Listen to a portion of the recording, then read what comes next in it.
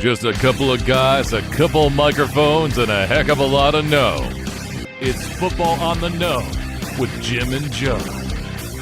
Well, they said it's not the X's and the O's, it's the Jimmys and the Joes.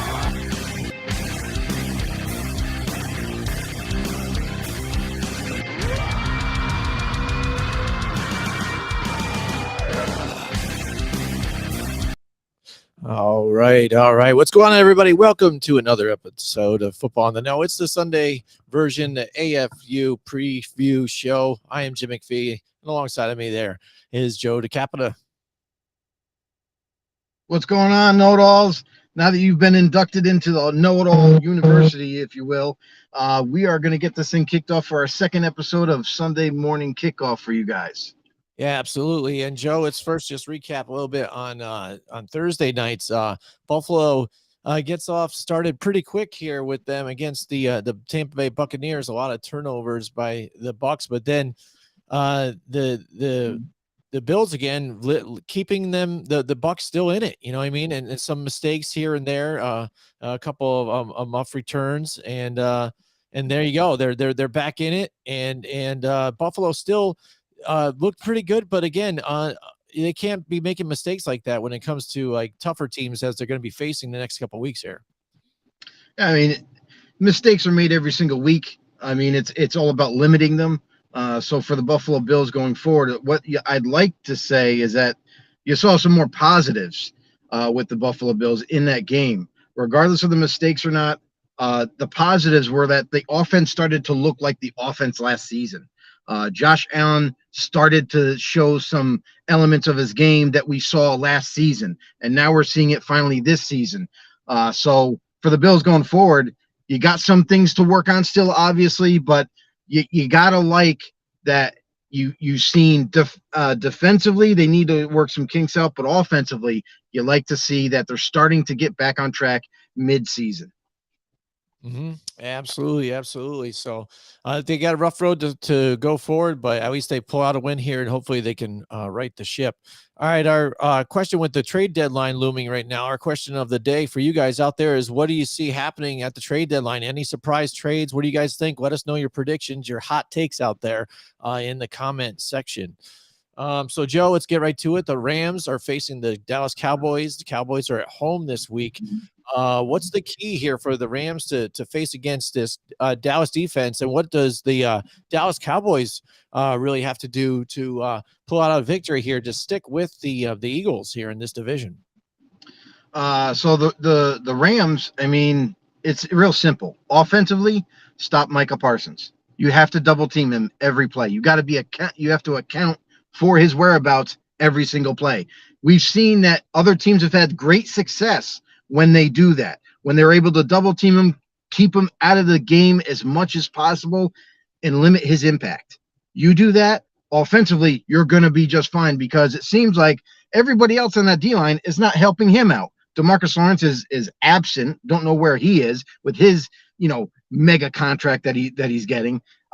Where is he? He's not showing up. So that's for the Rams offensively. Defensively, against Dak Prescott in this like pass happy type of offense that Mike McCarthy has, basically just keep making them one dimensional. Like, do not allow Tony Pollard to be a factor. Force Dak to throw the ball, make him one dimensional, and then capitalize on the passing attack. Mm-hmm. Yeah, absolutely. And that's the thing. Surprisingly enough, to me, at least with this Rams team, I thought they were going to take a step back this year a little bit here, which they have, I guess, a little bit. But with what they have here, and even despite some injuries and Cooper Kupp coming back here mid-season, they've really stuck in the games. And right now they've got the 6th-ranked offense, but now they're going against the 2nd-ranked defense. So this is going to be tough, here to face the Dallas Cowboys here at home.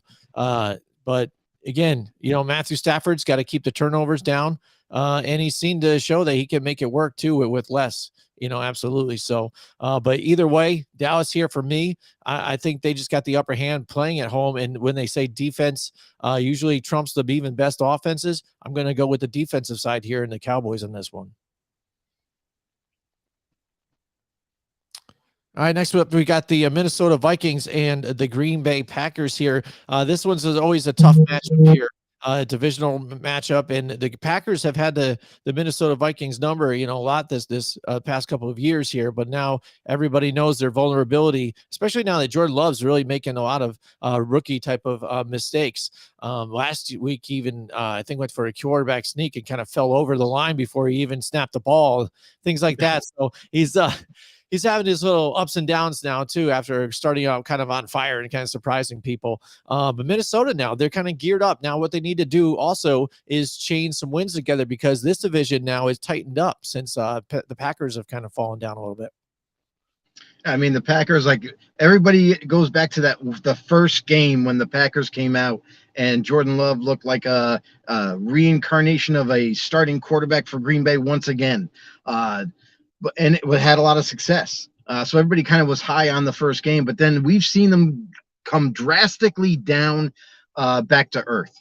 And Jordan Love being really challenged every single week after that, to the point where, like, you're seeing mistakes, you're seeing rookie mistakes, like you mentioned. You're also seeing miscues on the offense and poor execution. So for the Green Bay Packers, basically they just have to get Jordan Love back to just manage the game. Do not try to do too much. Take what's there. And I know it sounds real simple, but for some reason they struggle with it time and time again. So Packers got to get back on track that way, and not try to do too much. And don't try to be too creative in the offensive realm for them. Defensively, the Green Bay Packers have been doing a fairly decent job on defense. It might not show up on the stats, but they've been the one, spotlight, I guess, for Green Bay that they've been able to, like, hang their hat on, is that they're not terrible on defense. They're able to stay in games a little bit longer than they should have. And then for Minnesota, I mean, this is the time to turn it up a notch. We've seen them last game when they played the Niners. We thought, and I would assume that the nation thought, that the 49ers were going to win that game easy. Like, what could you argue? Minnesota didn't have Justin Jefferson anymore, and you had to wonder, as a Viking fan going into that game, well, what do we do offensively? What do we do? Our running game has been lacking. We don't have Jefferson anymore. They had to count on somebody, and Kirk Cousins ended up choosing the rookie, Jordan Addison. And here is Jordan Addison emerging as a rookie, as a young player that had a lot of naysayers out of the draft, and is making something of himself in the NFL. So Kirk Cousins has complete confidence in Jordan Addison, and it showed in that game. And now you look at Minnesota, and they're like, well, they can win without Jefferson, which is crazy, but they're also able to play great defense when needed to. So they've been able to get it on track defensively, and they got better as the season went. And then offensively, you're seeing them being able to make adjustments no matter who they have on the field. So Minnesota is trending upwards, I would say, right now at the midpoint of the season, and they need to handle business now to a team that they are expected to beat right now. They should beat Green Bay. So I like Minnesota this week. Yeah, I hear it too as well. Like you said, even they were looking forward without having their normal running back here and moving forward, and you saw them struggle a little bit, and still they haven't even been able to completely run the ball like you probably wanted them and stay, balanced. But despite that, like you said, the offensive weapons have kind of came alive, because Hawkinson, he had a lot of drops, especially early on in the season, and to see the young rookie Addison after, Justin Jefferson going down is a big factor, because those first couple of weeks, I know I said it to you, expressed it during our show and stuff like that. When I'm watching Justin Jefferson and the rest of them, it seemed like if they didn't have Justin, they were done. Like, it seemed like he was the only one able to do anything at this point. So it's good that they're actually starting to get the ball spread around, and other guys are stepping up to get this offense going here. And like you said, defensively, those guys are really playing hard too as well. Danielle Hunter too as well, a big sack guy for them, really stepping up after issues with him, being tagged and wanting a new deal and all this stuff. Really playing tough and gelling together, I think, as a team. And I think the fact that they've preached that they're not tanking out, they're not giving up, after, a slow start. People are already talking about trading Kirk Cousins away and things like that to the Jets. I don't know where that came from. And that's definitely out of the picture now. And we already kind of saw that wasn't even going to happen in the first place because too much stuff did not make sense in that scenario. But so here they go against the Green Bay Packers. Again, last time they played, Packers beat them 41-23 in January 1st. Again, totally different teams, different matchup. I like the Minnesota Vikings in this one, and Kirk Cousins going at a vulnerable Green Bay Packers team. Next, we got the Atlanta Falcons and the Tennessee Titans. This one's tough just because the fact that Ryan Tannehill's down. I think if Ryan Tannehill's in the game, I think that changes everything. For the Tennessee Titans. You know what I mean? Yeah. He knows how to run this offense. You trust him to throw the ball, and you're always going to have Derrick Henry. Derrick Henry's going to do his thing or whatever. Right now, that's pretty much your only weapon as it is. You're not sure what's going to go on, if the ball's going to be able to get into DeAndre Hopkins' hands and things like that. You don't have Treylon Burks. You don't have their other secondary or third string wide receiver on this as well. So basically, you got to key up on Derrick Henry if you're the Atlanta Falcons. The Atlanta Falcons, the thing for me is, again, you're like gambling every time. You're not sure. The turnovers by Ritter, and trying to get certain guys involved in the passing game. Pitts, we finally saw, was able to get a little bit something here and make a breakout play, for them to help win the game here. So Atlanta's that up and down kind of team. They're tough to gauge, but now you get to see, a former coach they used to coach on Vrabel's staff and Arthur Smith together face off each other. It's going to be tough because I know Vrabel is going to know what to do to game plan against this here. But Atlanta's got a good, tough squad too, as well. I'll say this, rightfully so for Desmond Ridder to take a lot of criticism early on this season. He was struggling. He's making big mistakes, but then there's something that's changed in that offense with Arthur Smith. Last week, I noticed a quarterback that didn't really give up. I noticed a quarterback that didn't make a lot of mistakes down the stretch and was able to get Atlanta back up and running offensively and win a game. So that plays a huge part in creating that chemistry that every team looks for in their quarterback with their weapons. So for Ridder, yes, he's still growing, still developing, still definitely has to get much better than what he is now. But at least we saw a glimpse from Ridder that he is getting a little bit better for Atlanta. Defensively for Atlanta, they are a very, very solid team. They play against some pretty good competition, and they're able to hold their ground for the most part. Atlanta, if they can just kind of get this offense a little bit more opened up, a little bit more creative, because we've seen Arthur Smith be creative before with tight ends, but it seems like for some reason there's a little bit of stagnant play calling all of a sudden. The tight ends aren't involved as much as they used to be. We saw Bijan Robinson. Apparently there was some kind of mystery illness he had, and that's why he didn't end up playing most of the game. And then even when you remove him, you had guys like, Drake London, who's like obviously your ultimate go-to guy, but like they didn't go to him really until towards the end of the game. And it's like, you got to start, picking your what you want to attack. Like what you got to get the running game involved. You got to get every different receiver you have involved. Keep it honest. So that way defenses can't just key on one guy or the other. So for Atlanta going forward, for Desmond Ridder going forward, they need to just spread the ball around a lot more. They need to get the ball out of his hands and continue to do that quicker to kind of keep this offense on the field and maybe sustain some drives for scoring. On the other side of it, Tennessee, like I said, or like you said, Ryan Tannehill, if he was playing in this game, I probably would have picked Tennessee in this one, to be completely honest. I like Titans defense, even though they traded Kevin Byard away this past week, a couple days ago, and now he's with Philly. Even that happening, I still like their defense. I still like what they're able to do on defense. And offensively, Jim brought up the receivers. What receivers? Like you have DeAndre Hopkins, but you don't have really any answers after that. And now, guess what? You got a rookie quarterback and Will Levis starting, who hasn't been your guy. He hasn't been out there starting because obviously you had Tannehill, but now you're throwing him to the wolves and give him first team reps all week long and all the practice that you want. But I don't think it's going to prepare him for this matchup. I don't think it's going to prepare him for future success. This guy is going to come in here. I feel like he's going to struggle mightily because if there's any indicator on what we saw in preseason from him, it's that he struggled in preseason. Now it's real. Now it's for real. Now we're live. It's regular season. So I think that's going to continue. He's going to have some turnovers, and for Tennessee, I think they're going to continue to struggle defensively because honestly, what do you have to worry about? You just got to worry about Derrick Henry. That's it.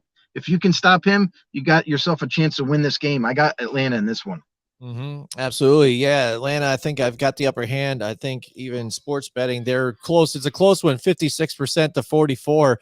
So a lot of people even on the ropes too. Again, a lot of questions here, but this is a win that Atlanta, I think, really needs here to show what they're kind of made of in this toughness here against this team. Because let me tell you, even the defense is going to play this team tough. So it's going to be a tough matchup. Next, we got the Houston Texans and the Carolina Panthers here, Joe. I think early on, if you looked at this matchup here from me, I would have been like, oh man, this is going to just be a stinker altogether. These teams are going to be terrible. Not sure what to expect out of, rookie quarterbacks, they're growing, but Houston up this season here to where they look like even a little bit of a force to kind of be reckoned with, one of those sleeper teams. And now you're facing here a Carolina team that, again, really has looked actually worse even than when I thought, because I thought they would at least be semi-competitive. At times they look like they're just inept and, and not getting it done. So Houston going into the Carolina Panthers here looking like a pretty good safe bet on this one and turning this ship around like pretty quickly here. Yeah, and this is the thing is like everybody had that debate out of the draft, like what quarterback is going to be best. A lot of people, tabbed Bryce Young to be the best quarterback taken out of the draft. Some people argued the fact that, CJ was going to be the guy and CJ Stroud. And now you look at it, I know hindsight's 2020, but before the draft, we at Football on the Know had CJ Stroud as our number one quarterback coming out and didn't budge once from it. And looks like we're right again. So CJ Stroud taking over the league as a rookie, which, to be honest, is not only just impressive, but it's commendable on the kid's part. Stroud is able to come in. He's making the right decisions. He's executing plays. He's not holding on to the football. He's doing a lot of things right that a rookie is intended to do. So Stroud is lighting up the league right now. I mean, as a rookie, which is amazing. And that right there is the reason why Houston does not have a problem and they're able to succeed already. We know that they're not ready to take that big leap to maybe compete for the division or go to the playoffs. However, they're on the right track because they got the pick right with their quarterback.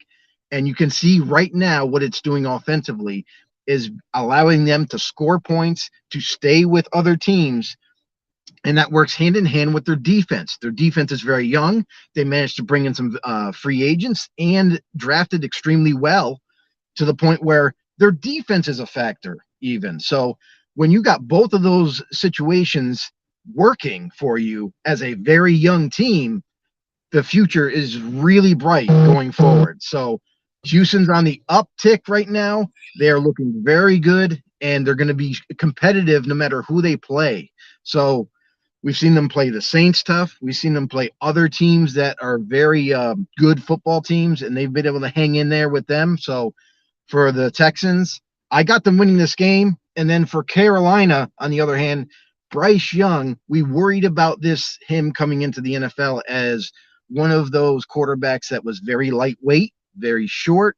A lot of question marks around that. Not really, X's and O's wise or his throwing ability, but man, he's been getting hit an awful lot. He's been laying on the ground a lot. really feeling the NFL's hits for sure. So you got to wonder his longevity. Like, how long can this kid last if he continues to take punishment week in and week out? And what's that going to do for his development? Carolina, because of all that, offensively has been struggling to score points. And defensively, as young as they are, as good as they have been in recent years, they're struggling too because they're always on the football field. So I expect the same for this game. Yeah, exactly. Same thing. And I think for me too, I think a surprise thing or something I wasn't sure about is seeing Nico Collins here as a number one, looking really nice here for this team. And I think it did really well. We've got Nathaniel McWhirter is in the house with us tonight. He says, or today, because it's not, it's Sunday morning. It's not Wednesday night, but he says he has 2 upsets in with us today and says hello to everybody out there. So let's hear it, Nathaniel. Let's see what the upsets are. Here he goes. He has them right here. And it is the Panthers and Chicago Bears win today. So how about that? We were just talking about the Texans game and the Panthers, and he thinks the Panthers could upset. And I don't know. I mean, if you look at these teams too, we said, the Texans have looked pretty good, but the Panthers not so much, but I expected them towards the bottom of the field. Panthers could be a bit of an upset, I guess, here today, but the Bears, I think, would be, I guess, maybe a more unlikely, like type of upset here, because again, we saw what happened when Justin Fields went down, and you've got, your backup coming in, only a D2 schooled quarterback pulling out the victory, the big victory. But you never know sometimes with the Chargers here too as well, what team you're going to get sometimes, what I'm saying? It's almost like the box of chocolates with Forrest Gump. You're just not sure, but anyways, yeah, I think I like the Texans here in this one too as well. Let's move on to the New Orleans Saints and the Indianapolis Colts, Joe.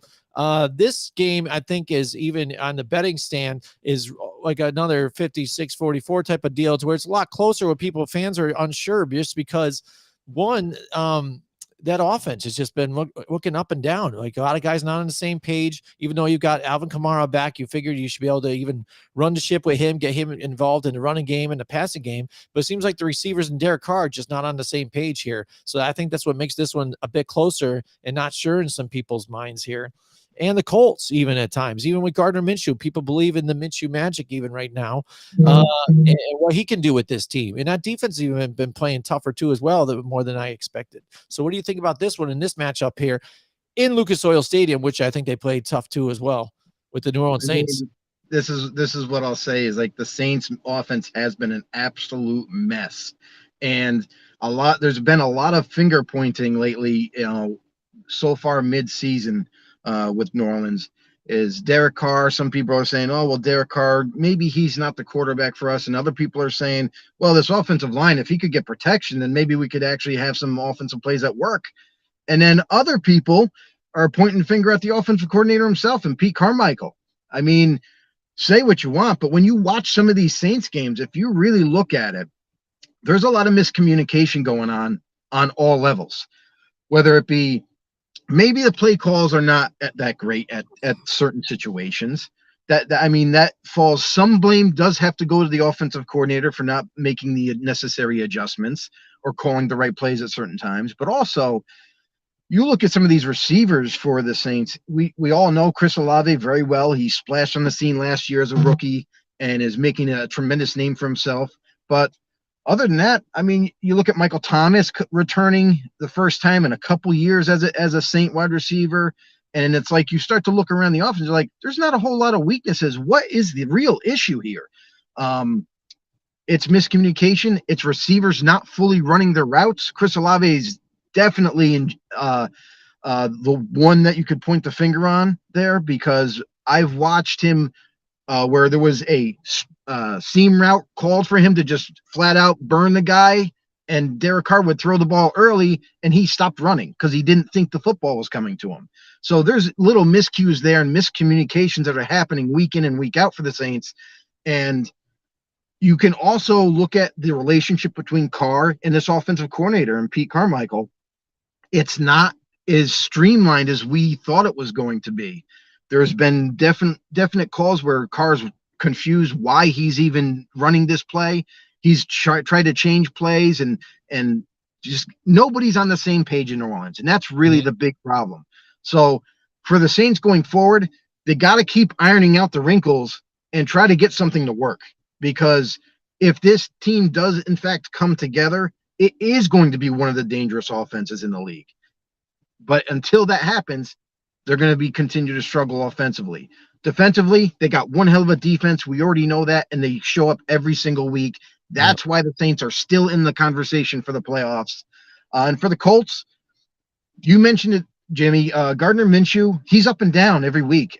I don't know what I'm getting. I thought early on that Minshew should have started over the rookie, first of all, because you have that veteran presence. But also, I thought he would give them some stability on offense and not make a lot of mistakes. But one week we've seen him throw like 3-4 interceptions, and then the next week he ends up upsetting a team and doesn't commit any mistakes. So I don't know what to get from Gardner, but for the Colts going forward, it's going to be on him. It's just like when we talk about Atlanta and Desmond Ridder. It's on the quarterback at this point. If he plays well, expect them to be at least competitive and maybe pull off the wins. If he struggles at all, it's going to lead to a loss. So for the Colts, I would say because they're so up and down. The Saints are right there too. I got to go with the Saints as the favorite. Yeah, absolutely. And I hear you there. I mean, it's tough here, but I'm going to go with the Saints too as well. It's all what he does, again, under pressure, see if they can get it done here. And same thing with Gardner Minshew too as well. Which guy are you going to see? You going to see the magical Minshew, or are you going to see the guy who makes the mistakes and the fumbles? Nathaniel says that he's got the Saints in that one, but he also added Dennis Allen to one of the fourth people here on the list for guys maybe being responsible for it. I'd say that halfway, because he is the one that calls the defensive plays too as well. And I think defensively they've been doing fairly well. If you look at that game even last week, they were on the difference between domination and then just leaving the other team in it and just coming up short.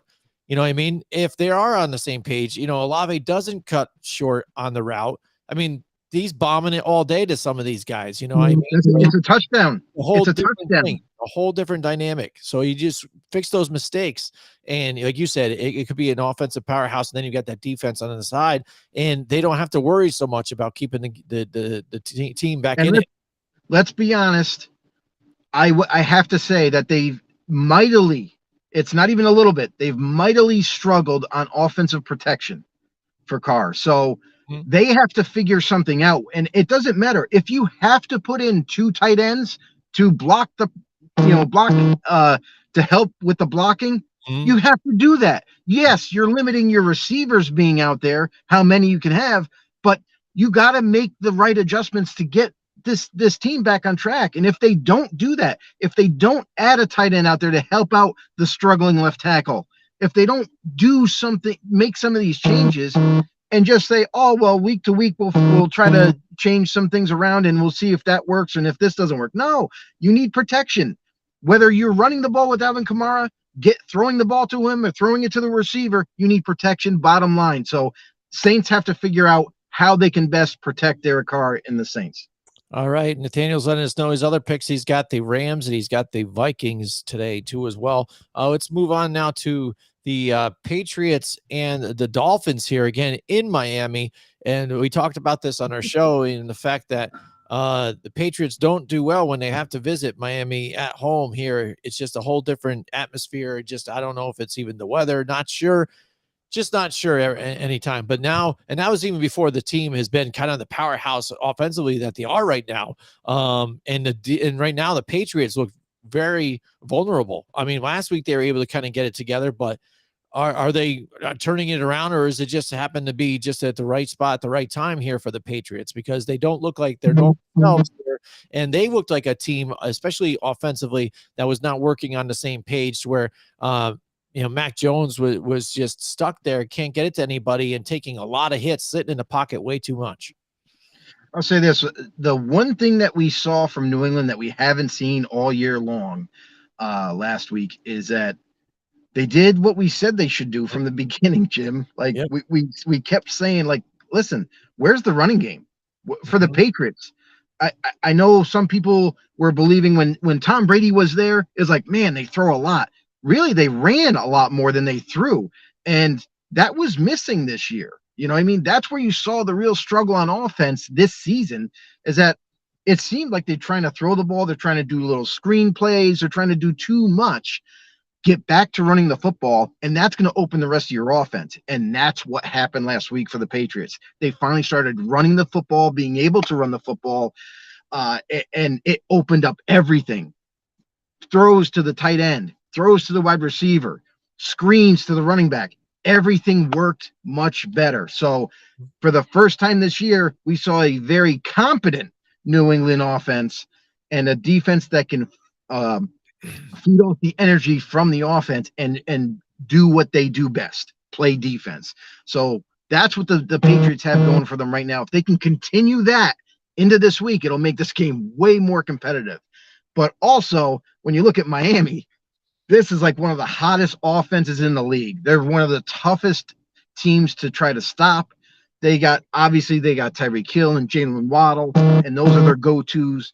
But they also have some younger talent that's starting to pop up. So Cedric Wilson for the first time last week as a Dolphin and was able to make some big time plays for them. Yeah, absolutely. So Devon Achane, he's still injured, still going to be out 2 to 3 more weeks.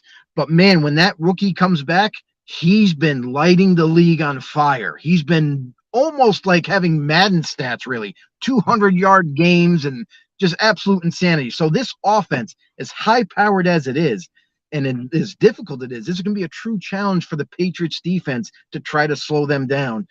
Being in Miami, we know usually, historically, the Dolphins have New England's number. And then the Dolphins get back another big asset defensively. Jalen Ramsey has been cleared. He's going to play today. That's a big deal. Xavier Howard, I think he's still out. So, but all in all, that defense can still play. They still got players. They got players up front. They create a lot of pressure with their D-line, and their secondary, as it's slowly getting healthier, is looking more and more intimidating. So I am going to go with Miami historically and just straight up. I mean, I think their offense is going to be so hard to stop, and defensively, they're going to make some big-time plays. I got Dolphins. Yeah, I agree with you too as well, and so does Nathaniel too. Yeah, I think it's right now is the time for Miami here, especially in this division. The way people are looking, and they were tough last week against the Eagles team that was still fairly healthy, and the Dolphins were missing a lot of key points, especially on their defense, like you said. They all come back, and that only looks good for them moving forward, especially to make a playoff run. All right, next we've got Let's go with the Jets and the Giants game, Joe. What do you think about the Jets and the Giants facing off against each other? And it's funny because following the Giants, and their Instagram, stuff like that, they're remembering the old days. Like, hey, last time it was Jets and Giants. Remember Victor Cruz went 99 yards for this touchdown and they won and all this. And yeah, that's nice and stuff. But the Jets, they're a totally different team on defense right now. And offensively, I say that's where they're struggling a little bit, but found ways to win still, and the defense does help, but the offense has been able to do just enough to get some stuff done. But luckily for them, they're facing a Giants team who, at least last week, the defense hasn't been the most terrible thing about this team. I've noticed that they've blitzed a lot less this season, but last week really turned it back on and got it going and was really a key part of their game here. And they were able to move the ball offensively a little bit last, especially with having Saquon Barkley back and Tyrod Taylor there involved in the game. Big key for Daniel Jones and the team, though, moving forward here, as I'm more about the neck issue and it's affecting his left arm and the weakness in his left arm. That could be a pivotal moment here for this team to where he might have to evaluate himself throughout the season and figure if he's even going to come back to play again. You know what I mean? Because that's some dangerous stuff when you're talking about losing strength and feeling due to another continuous neck injury. But facing the Jets in this one, none of the teams are a home team in this one, but I'm guessing there's going to be more Jets fans in the crowd. And the Jets defense is too much to handle against this offense here. I like the Jets in this one at home. I definitely expect it to be like a 50-50 split in terms of fans because both fans are very prideful with their teams. And this is kind of like a local rivalry. We've heard of Battle of Gettysburg. This is the Battle of Jersey. That's what this is. You got the Giants and Jets. I mean, local teams fighting for the right to call home home. So I love the Jets. I love their defense, and that was their highlight coming in this season. A lot of people obviously were like, "Oh, Rodgers and this offense is going to be amazing," and then 4 plays in, no more Aaron Rodgers. So we didn't know what to expect with a Zach Wilson coming back into the starting lineup. What could he do? Could he even do anything? Is he going to make the mistakes that he normally makes? And or is there a possibility where the Jets offensively can do just enough and the defense obviously will win the games for them, but do just enough to where they can get a couple more wins than they thought and stay in the race? We're seeing that right now. They're a 500 team right now. They are still competing. Zach Wilson, yes, he's made a couple mistakes here and there, but they're not catastrophic that's causing them to lose. So they're able to have won a couple of games with Zach Wilson as a starter. He's been able to grow and mature like they were hoping he would behind under the wing of Aaron Rodgers. And he's got nothing but complete support with Rodgers. Rodgers is helping him out, and it's showing on the football field. And that's the difference. You needed to see him take a step forward. You needed him not to try to be just the guy. He just has to do what's necessary and execute the plays that are given. That's it. So as long as he can continue to do that, the Jets offense will continue to get better. For the Giants, that's a little bit different a story. This is a team that we were very high on coming into the season, where we thought they added more weapons, they added a better offensive line, upgraded and everything in every aspect, and this team's going to just come out like gangbusters in this division. And we're not seeing that. Giants fans have to be greatly disappointed with the performance on the football field and where they at currently record-wise. This is a team that Daniel Jones gets hurt, obviously, and coming into the season, a lot were like, well, maybe we'll see what Daniel Jones can do with these other receivers, and we're not seeing any kind of real success there. So the Giants are struggling a little bit offensively.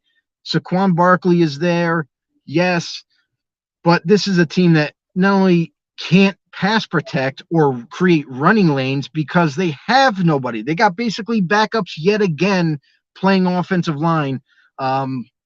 I don't know if they're going to be able to be that competitive in this game because they just don't have the necessary personnel straight up.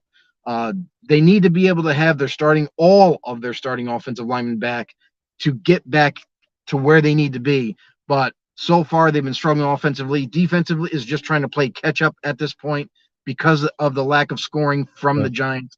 This is going to be a very big uphill battle for the Giants, but I have to go Jets in this one. Just because of the flat-out great defense that they have. And I think Zach Wilson does just enough and put enough points on the board to where Giants are going to have a hard time coming back. All right, we've got our man Mike Tackett in the house with us today. He goes, happy game day. Whose absence affects their team more today? Ryan Tannehill or Daniel Jones? I think that's an easy one for me. I think we talked about it earlier. Ryan Tannehill. Big factor. If he's in there, not Will Levis, I think the Tennessee Titans will take that game.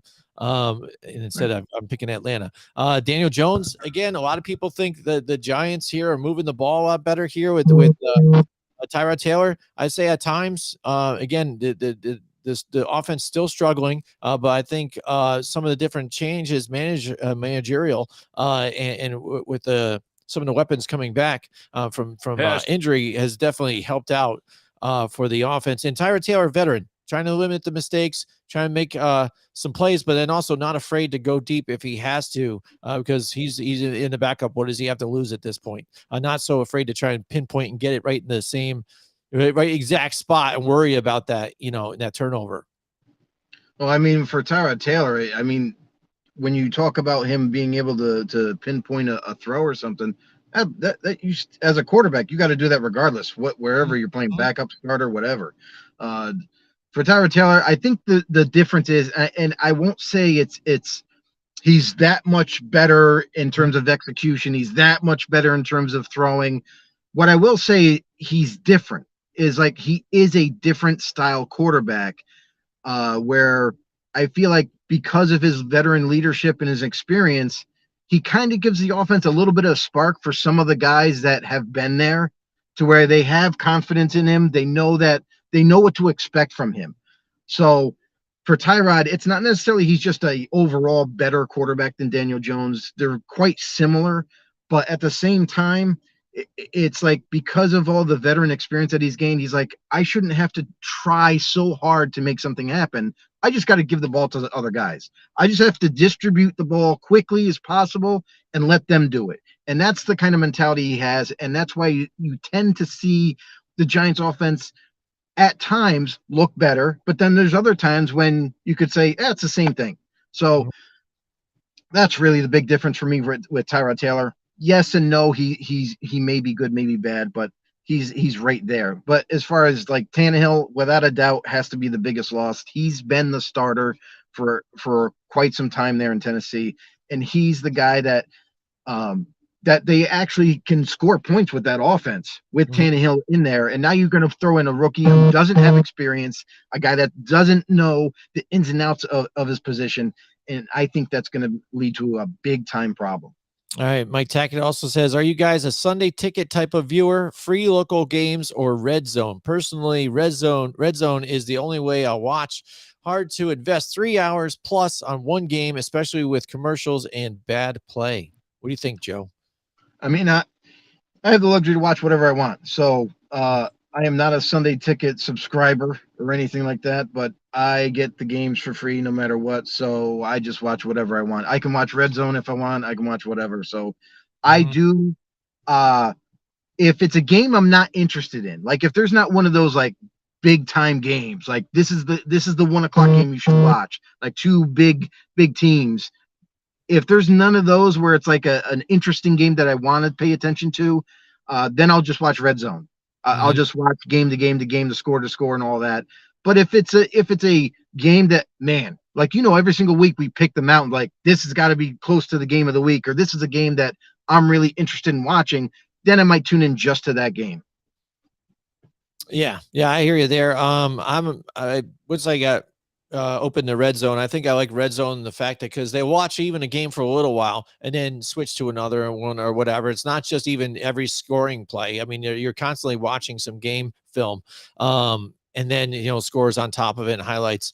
I like the way that goes. But then also, with some games, I like to sit and watch the whole game, especially if I think it's going to be, a tough battle between the two, and watch the two weigh it out and see how it goes, and watch every moment to see what's that pivotal moment that might have been the factor that changed things that I saw differently than what, some network wants to bring up to say, hey, check this out. Look at this play that just happened or something like that. I mean, you're looking at those other little things that we try and break down and analyze, Joe, that a lot of people don't even talk about, in defensive schemes. Can I don't know if everybody else out there gets annoyed by this, but you know how they show replays and they're like, they'll show a highlight, a replay that just happened. This just happened. And then they show it and it's like, okay, cool. And you continue to watch the Red Zone. And then an hour later, they'll show the same exact highlight that happened an hour ago. Like, can we stop doing that? Like, stop showing me things that I've already seen. Yeah, I hear you. I hear you as well. Yeah, that one's pretty tough sometimes. All right, the games are just getting underway. We're going to wrap up pretty soon here. We got a couple more to go through.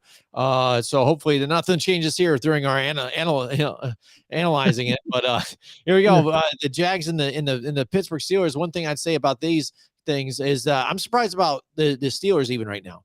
They started off and kind of didn't look so hot, and now surprisingly enough, after even people talking about Mike Tomlin, not a great coach, maybe he should be on the hot seat.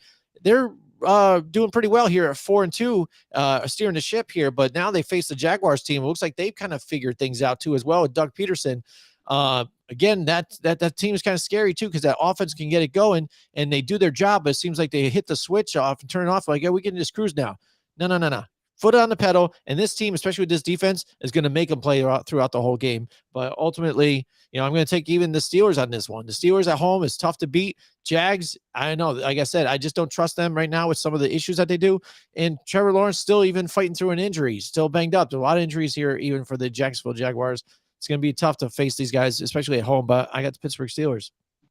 Yeah, I mean, in this game right here is two teams that we don't know what they actually are yet. They have better records, and I'll say, than they play. A lot of their wins, it's not by a deciding factor where they're like, oh, they definitely just beat that team up and took that game. It's a lot of close niche games to where at the end they win, and that's for both teams.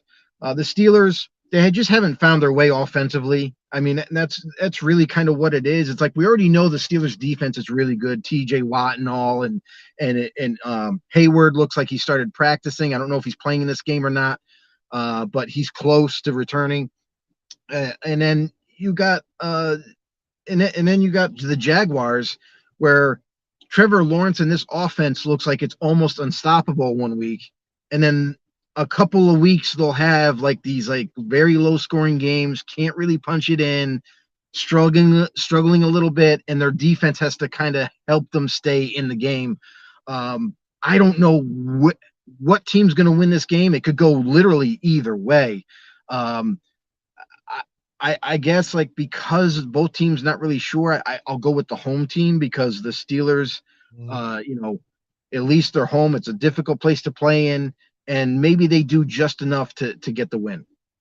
All right. But again, it goes back to not winning decisively. Like, I don't think either team's going to win by a big margin. Next up, lastly, here, the games are just getting started right now. It's the Philadelphia Eagles and the Washington Commanders. Philadelphia, again, we noticed even when we looked at the stats here in our stat line that the key on offense was just Jalen Hurts and the turnovers at opportune times here, not getting it done that way. Has been the key matchup here, but it seems like moving forward they could do well, but against that Washington Commanders team, who's been kind of funny, they've been kind of up and down. They struggled a little bit last week with the New York Giants, and mainly their offensive line is just not playing very good and protecting Sam Howell. So it's all on him, and it makes it a lot harder for him and Eric Bieniemy to dial up something nice for him to get it going. But ultimately, too, this is going to be a tough team because it's a divisional round. They always play each other hard. I wouldn't be surprised if Washington could pull out the upset here. But despite that, even playing at home, I'm going to ride with the Eagles in this one. They just have a lot of weapons here, and I'm sure they're just righting the ship eventually, Yeah, and that's the thing. That the Eagles are one of those important teams in this league that are very tough to play, but they haven't been playing up to their caliber offensively. Like Jalen Hurts, I don't know if it's just him. I don't know if maybe it's the defensive coordinators got smarter. They have more tape on them, and they're starting to dial up different looks to where it's confusing them a little bit. And that's kind of where you might be seeing where the Eagles are kind of lacking offensively and scoring points. So it's not talent-wise. I mean, you look at that team from top to bottom. I mean, Jesus, the talent that they have at any given position is tremendous. So it's not that. So with Washington, it's interesting because this is a team that we know that they're growing, they're developing, they're trying to get back into contention, and it's going to happen slowly. Like we've seen, they need offensive line help still got to work on that, and then defense, they need some more pieces there. But this is a team that's slowly getting better under Ron Rivera, and they're at least competitive week in and week out. And when you have these division rivalries, we say it all the time, expect it to be a close and low-scoring game, and this, I think, is no different. Washington really competed hard against the Philadelphia Eagles last time they faced them, and it was a very low-scoring game. Eagles came out with the win there. I think they're going to come out with the win here, but I still expect it to be close. The other interesting thing about Washington is that trade deadline is right around the corner, Tuesday, 4 p.m. Eastern, and they have put on the trade block as of today Chase Young and Montez Sweat. Both are pass rushers. So it looks like they're giving up on their contracts. They don't want to sign them to big long-term deals, and it looks like they want to just reinvest this coming draft. Mhm. Yeah, that's going to be tough too. And imagine that even some of those two dudes being out there and somebody picked them up. That would be interesting to see. Next up, we yeah. You can never have enough. Never have enough, baby. That's right. So next up, we got the 4:00 games here, 4:05. The Cleveland Browns and the Seattle Seahawks. Again, Deshaun Watson sitting out again. You got PJ Walker in here, but almost like even though if you look at Tyrod Taylor and Daniel Jones, you can almost say the same thing. And if Mike Tackett was talking about, what affects the team more, is it Ryan Tannehill or even Daniel Jones? You could even add Deshaun Watson in that mix. And like, are they better with him or without him? With the way PJ Walker sometimes runs the ball here, even though Deshaun Watson is your starter and he was just starting to turn some things around for him. Yeah, I would say Watson all day long would be the problem. That's your starter. That's a guy that still people got to, it's hard. We got to remind people over and over that Deshaun Watson isn't back to his old self just yet. And he's coming back like right now. Like you look at last season, like we talked about it on the show about how last season, even he was suspended for half the year, came back and had limited games the second half to really show what he could do. We saw a lot of rust there. He still got a knockoff. And then this year we saw better preseason performance, a little bit better during the regular season. And unfortunately he's banged up, so he's missing some time. But this is a guy that's still working his way back as a quarterback. And once he gets there, I'm telling you right now, and he will get there, he's going to be a huge factor for this team and to really catapult them to be a winning Browns team for them. Mm-hmm. But I mean, looking at this game here with Cleveland and Seattle, and not having Deshaun Watson, I think that's a big deal here going into Seattle. Seattle has been doing pretty good, but again, Geno Smith looking like having struggling a little more than what he did last year. But again, once you have your best year of your season or your career, I mean, what are you going to expect after that? You've already hit your ceiling, so I mean, that's what everybody wants to criticize. So, but they're finding ways to grind it out and to get some of those tough wins. But at home, they're a lot harder to beat. But let me tell you, it's going to be tough because of this defense here in Cleveland. But Seattle at home, I'm going to take them. Yeah, I mean, how could you not? I mean, they're very tough to play at home. They're pretty healthy now, and they got back Jamal Adams, and they got Witherspoon the last couple of weeks playing as a rookie, making big impacts. This defense has gotten a lot better. The offense, and that was really the issue early on this year, is Geno Smith was struggling. They couldn't quite figure out how to get points on the board, and then the last couple of weeks, it seems like Geno's starting to return back to what we saw him as of last year. Kenneth Walker III is going to be a problem this game. If Cleveland can't stop the run game for Seattle, that's going to be a big indicator on how this is going to swing. I got all the confidence in the world in Seattle. I like where they're trending. I like that they're getting back to where they were last season. I'm going to go with Seattle. Mm-hmm. All right. Next up, we've got the Kansas City Chiefs and the Denver Broncos here. Denver at home. We've already read the articles in the Adam Schefter report about the weather and things like that. So that's going to make this one nice and exciting here and how frigid and snowy it could possibly be here for them.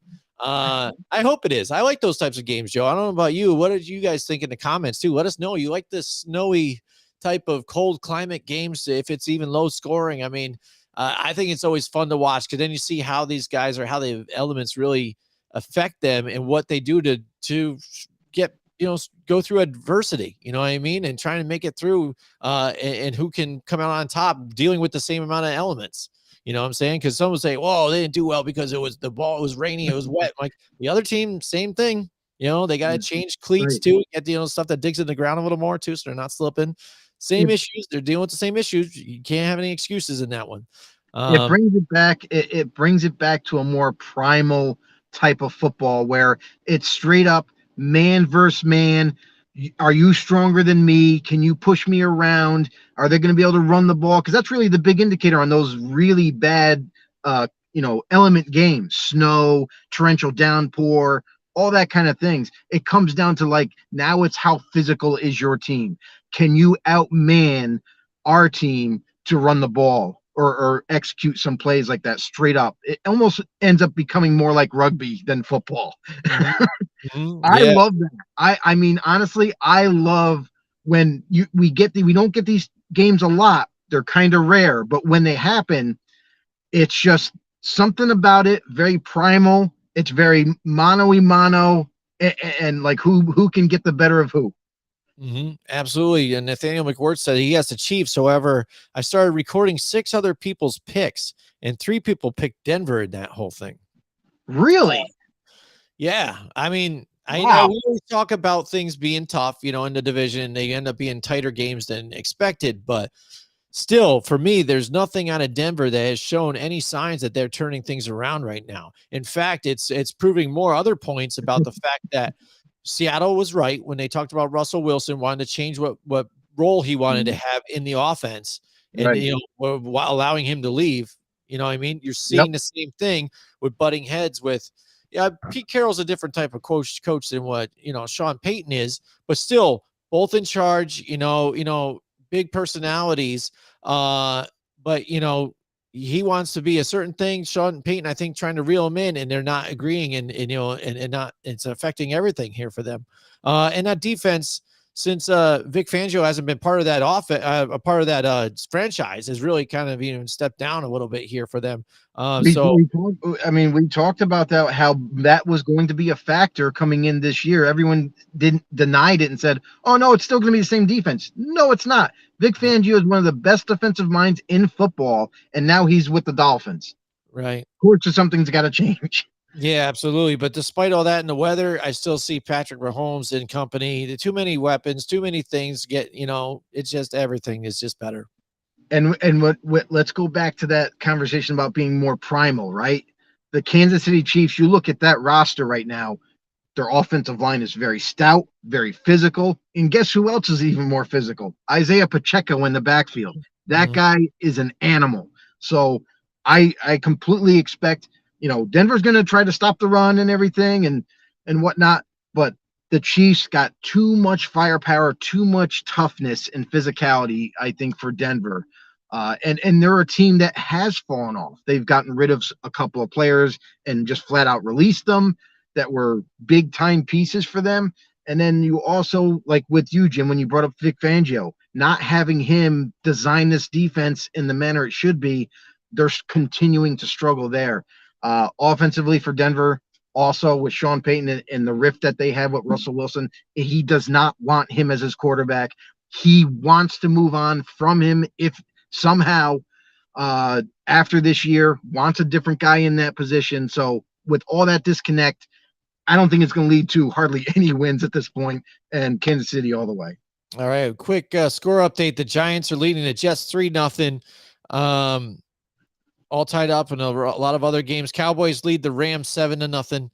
Falcons lead the Titans 3-0, and the Jags lead over the Steelers 3-0. That's your scores right now so far. Everything else is knotted up at 0. Next, we've got the Baltimore Ravens and the Arizona Cardinals here. It's Cardinals, we know what they are, but hey, Kyler Murray is in the game here. That could be interesting to watch, to see him running on one side and see, Lamar Jackson running on the other side. That could spice it up maybe here for the Arizona Cardinals. But despite, is Kyler active today? I that's what I'm saying. I'm not sure, and I was going to check. I think they kept him out this week. I think it's going to be next week that he ends up playing. Yeah, it would have been nice. That's what I'm saying. It would have been nice to see. But despite that, they're still even kind of playing better than I thought they were, because what you expected before, like tanking on the season. Baltimore really showed who they were here against the Lions here last week. But I think Lions just kind of took too much into Lamar Jackson to where they all were following him and left assignments open here on defense. So Lamar, I don't think they're going to be, they could still beat these guys pretty easily, handily here against, Arizona. So I think I'm just going to go and just say the Baltimore Ravens on this one. Yeah, I mean, the Ravens, they've been one of the more physical teams in this league as well. Defensively, they're getting healthier now, and it's showing every single week. They're literally punching people in the face every week defensively and slowing offenses down. I expect them to continue their physicalness this week, and even offensively for them. They're a little bit different on offense, but Lamar's still making the plays necessary to just put up points. So Baltimore very tough to beat. Arizona, I agree with you, Jim. Like they're much better than we anticipated, defensively and offensively. So I think they're still going to give Baltimore some issues early on in the game, but Baltimore definitely comes away with the win. Absolutely. So here we go. Next, we got the Cincinnati Bengals and the San Francisco 49ers here, Joe. This is going to be a good one here at 425. This is, I think, one of probably the game of the week here. Christian McCaffrey is going to be healthy. Brock Purdy makes it through the concussion protocol. And we said that was a key point for this matchup here, is for him to come back and be the man for them. Cincinnati still, I mean, despite now they're starting to win a little bit, still kind of rocky there. So when you see this offensive line of the Bengals face off against this defense here in the 49ers, it could get ugly kind of early, I think, even for Cincinnati. I think the big part for this game is the trenches more than anything, is how well each offense is going to be able to protect their quarterback, create running lanes for the running back. And, you know, the Bengals have a really good D-line. They're kind of underrated. They're not really talked about a lot, but man, they really bring it. So like the Niners defensive line, I think that's where it's going to, that's where the real indicator for this game is going to be, is who can protect who. But I like the fact that Brock Purdy is back. The 49ers, they have their weapons. They're very, very creative in their offense and how they get the ball to their tight end in George Kittle or even any one of the receivers. So I like the Niners in this one, hands down. Absolutely. Nathaniel McWhort says he likes the Bengals in this one. Surprise, surprise. Everybody, again, once Brock Purdy lost a couple games, now they're jumping ship on this one. They're like, he's no good. So it's fun. It really is. It's we'll see though. I mean, if they do win, that's exciting. I'm hoping this matchup's going to be tight. All right, next we've got I wanted that one to hopefully they could flex it to the 8 o'clock, but I know they don't do that to the last remaining weeks of the season. So we got it's too late. If they're gonna change the game, it's gonna be before even Saturday decide that. So unfortunately, they can't flex it now. Yep, Nathaniel says he's expecting the Bengals or the Bears to upset the Chargers here in this one. Wow. Yeah. That's crazy. And what's funny here for me now this season, when I had always kept kind of clamoring, I guess it would be maybe at this point, for Brandon Staley to lose his job just because of the mistakes that he makes.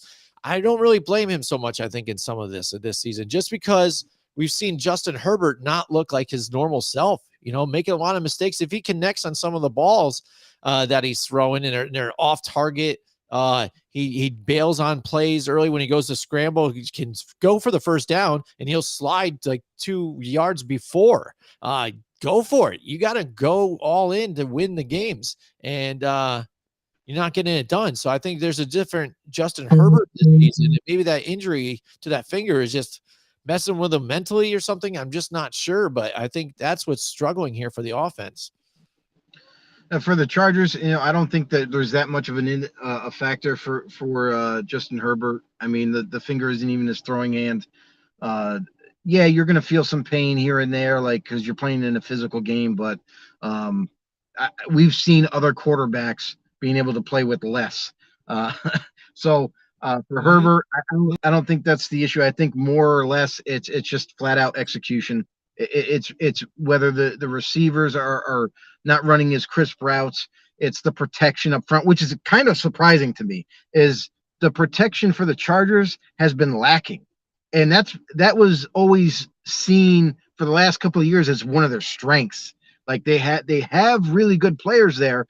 I don't know what's going on up front. Like, are they misreading some of the stunts that are happening or something?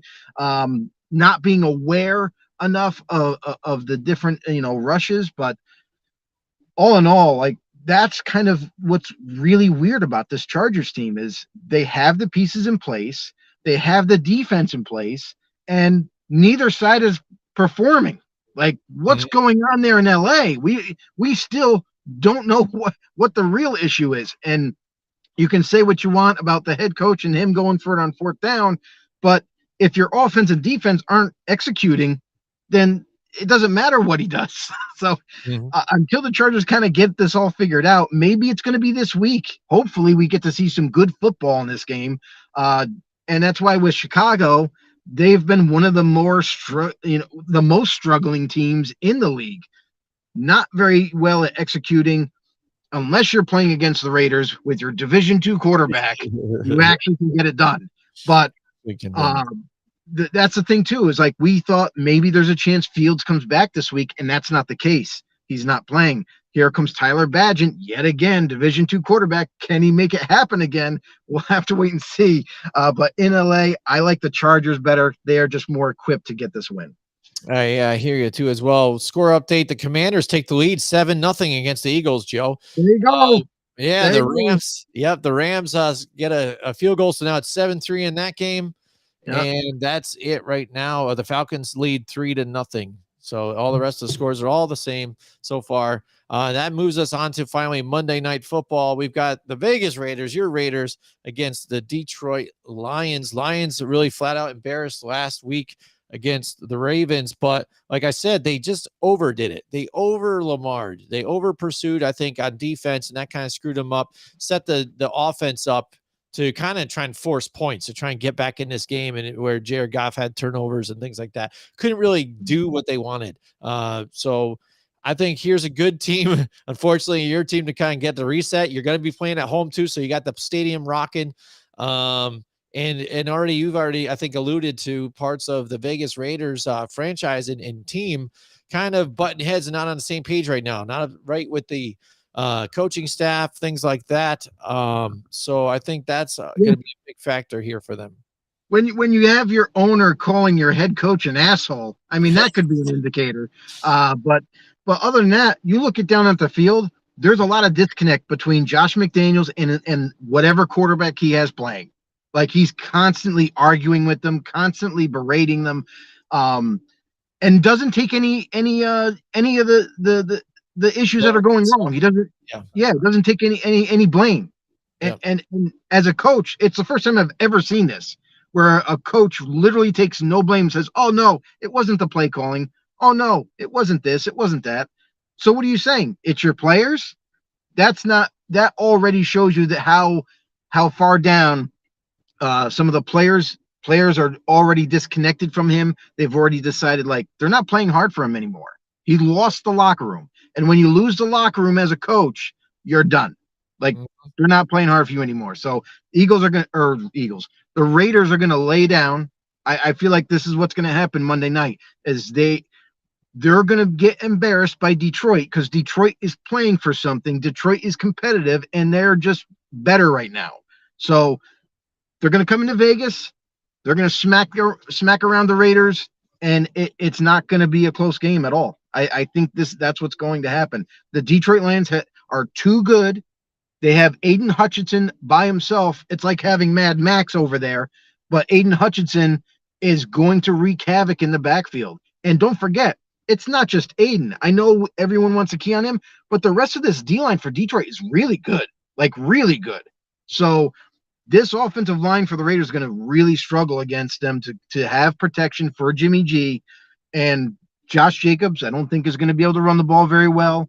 I think it's going to make them one-dimensional, and they're going to continue to struggle. I love Jared Goff now. He's starting to kind of really come into form this season with this offense, putting points on the board, doing what's necessary. And I love the rookie Gibbs. He's actually starting to come up as more of a factor in the offense as well. So this game, it's so easy to pick. I mean, if you don't pick Detroit, you're freaking losing your mind. Mm-hmm. All right. Absolutely. So there it is. There's all the previews, the setups, the games are going right now. So definitely you guys, enjoy the games, some of them should be really good. I mean, yeah, if you're new to the show, like, we do a show every Wednesday night, 8:30 p.m. Eastern. Tune in, head over to YouTube. Football on the No Show is the name of our show. Hit that subscribe button, hit that notification bell, let you guys know when we go live. You can also follow us and take us around anywhere you get your podcasts as well. Have a good time Sunday football. Enjoy the games, and we will see you Wednesday night.